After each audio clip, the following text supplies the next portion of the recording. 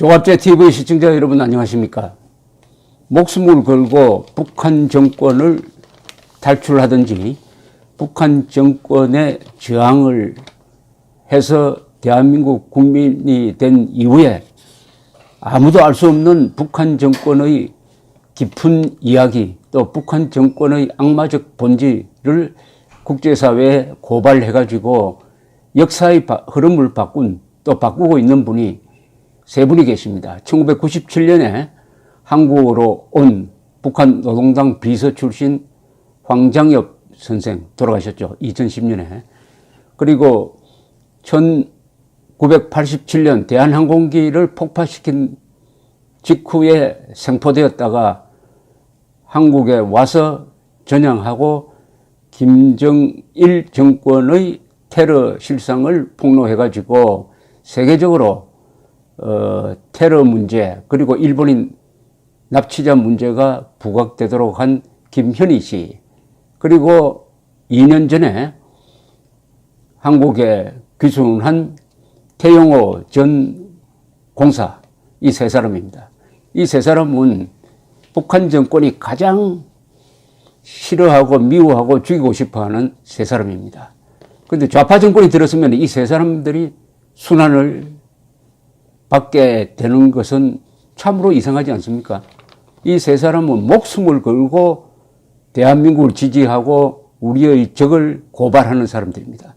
그러면 대한민국이 감사해야 할 사람이고 이 세 사람을 위한 지원을 해야 되고 세 사람을 적극적으로 보호해야 되고 이 세 사람을 위협하는 자들은 그것은 이적 행위를 하는 자들이니까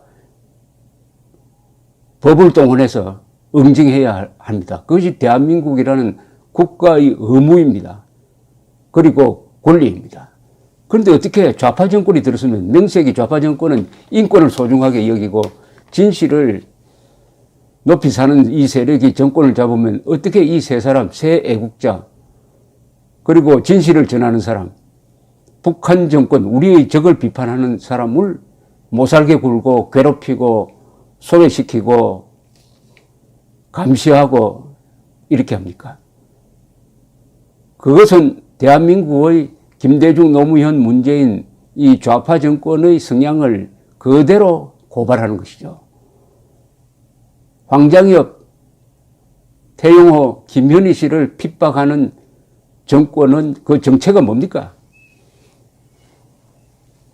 대한민국을 적으로 삼고 북한 정권을 친구로 여기는 거 아닙니까?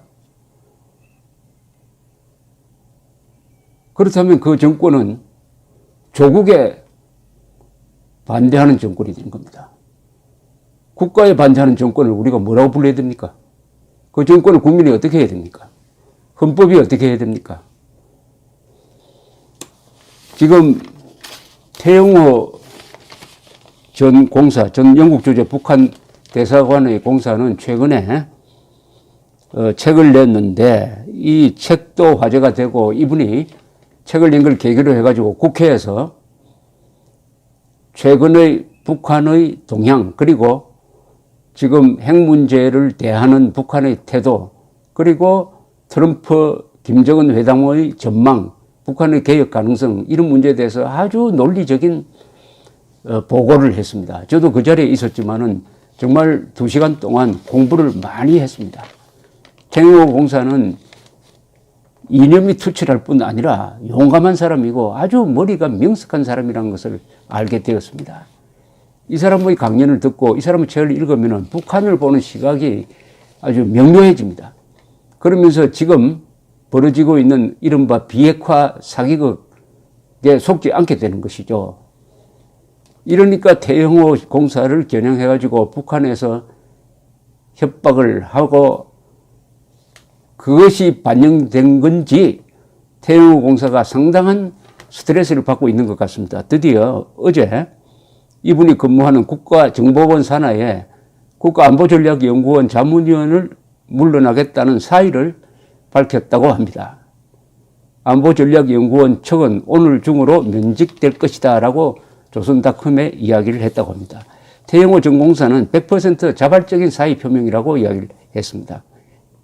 대화와 평화를 바라는 국민을 위해 남북 화해와 협력의 모멘텀을 이어나가야 할 상황에 대한 고민 끝에 내린 판단이라고 이유를 밝혔다고 연구원 측은 전했습니다. 이 연구원 측이 간접적으로 전한 것이니까 과연 이 사람이 이런 이야기를 했는지 좀 생각해 봐야 되겠습니다. 대화와 평화를 바라는 국민을 위해 남북 화해와 협력의 모멘텀을, 이것은 태영호 공사가 평소에 하던 이야기하고 다릅니다. 태영호 공사는 김정은 정권을 무너뜨리고 노예를 해방해야 한다. 그것이 남북 통일이다. 노예 해방 전쟁이 바로 남북 통일이다라고 말하는 사람인데, 남북 화해와 협력의 모멘텀을 만든다. 믿어지지가 않는데요. 이런 말을 했다는 게. 하여튼 그렇게 했다고 전해졌습니다. 본인이 따로 이야기를 하겠죠. 태전공사는 2016년 영국 런던에서 부인과 아들 2명과 함께 망명했습니다. 지난해 1월부터 안보전략원 전략연구원에서 자문위원으로 근무를 하고 있습니다. 최근에 태영호 정은 삼청 서기실의 암호를 출간을 해가지고 이 베스트셀러가 되고 있습니다. 이 태영호 씨는 왜 망명을 했느냐 하면 두 아들 이야기를 했습니다. 북한 체제에 있어도 엘리트로서 잘 살 수 있다. 그런데 두 아들이 우리가 이렇게 살아야 이게 인간이냐 하는 의문을 제기하기에 아버지로서 부끄러웠다. 그래서 자유를 찾는 목숨을 건 탈출을 감행을 했다. 이렇게 이야기를 하고 있습니다. 태전공사는 향후 활동 계획과 관련해서는 자유롭게 활동하겠다. 블로그 활동도 열심히 하겠다. 이렇게 이야기를 했습니다. 북한중앙통신은 천하의 인간 쓰레기들을 운운해가지고 최고의 존엄과 체제를 헐뜯고 뭐 등등 이런 비판을 쏟아부었습니다. 태영호 공사를 이 지경으로 만드는데 문재인 정권의 책임이 없다고 볼 수가 없습니다. 이분이 마음 편하게 이야기할 수 있도록 제한을 가한 것이 아니라 적극적으로 지원을 했어야 됩니다. 문재인 대통령이 그리고 김대중 노무현 대통령이 꼭 만났어야 할 사람이 바로 황장엽, 김현희, 태영호 이런 분들이었습니다. 김정일이나 김정은이가 좋아하는 사람 백날 만나야 거기서 나오는 이야기는 뻔한데 거기서 살면서 거기서 엘리트로 활동도 하고 그러면서도 북한 체제에 대한 비판 의식을 하나의 불씨로서 품고서 자유를 향한 탈출을 감행했던 황장엽, 태영호 두 분은 우리의 소중한 자산입니다. 황장엽 선생을 예로 들면 1997년에 목숨을 건 귀순을 감행하면서 부인은 자살하고 많은 사람들이 연루되어서 죽었습니다. 여기 와서 김정은 정권 타도를 위해서 일하겠다는 결심이었는데 불행하게도 좌파 정권 10년을 거치면서 활동이 제약되었습니다. 그때 황장엽 선생은 국정원이 관리하다가 나중에 경찰로 넘어갔는데 그분을 만나려고 하면은 꼭 무슨 접선하듯이 해서 만났습니다. 그럼에도 이분은 용감하게 김대중 노무현 정권의 대북 굴종 정책을 비판을 했습니다. 이분은 미국에 노무현 정권 때 미국에 한번 딱 다녀간 일이 있습니다. 그럼에도 불구하고 황장엽 선생은 고고하게 살고 갔습니다. 이념 사상무장이 된 사람은 권력의 압박을 잘 견딘다 하는 것을 보여준 분입니다. 태영호 공사에서도 저는 비슷한 느낌을 받았습니다. 이 이념적 인간은 역경에 처했을 때 강합니다. 권력이 눌러도 굴복하지 않아요. 김현희 씨도 마찬가지입니다. 이 김연호, 태영호, 황장엽 세 사람의 공통점은 용감하다는 사실입니다. 특히 역경에 처해서 용감합니다. 김현희 씨에 대해서는 또 무슨 일이 일어났느냐. 김현희가 가짜다 하는 소동이 좌파 정권이 등장하니까 2003년부터 불붙기 시작을 했습니다. KBS, MBC, SBS가 특집을 만들어가지고 김현희에 무슨 의혹이 있는 것처럼 말도 아닌 프로를 만들어서 국민들을 혼란에 빠뜨렸습니다. 더구나 MBC는 김현희 씨가 살고 있는 집까지 노출시켰습니다. 그리고 2005년에 국가정보원은 과거사를 조사한다면서 대한항공 폭파 사건을 또 조사를 했습니다.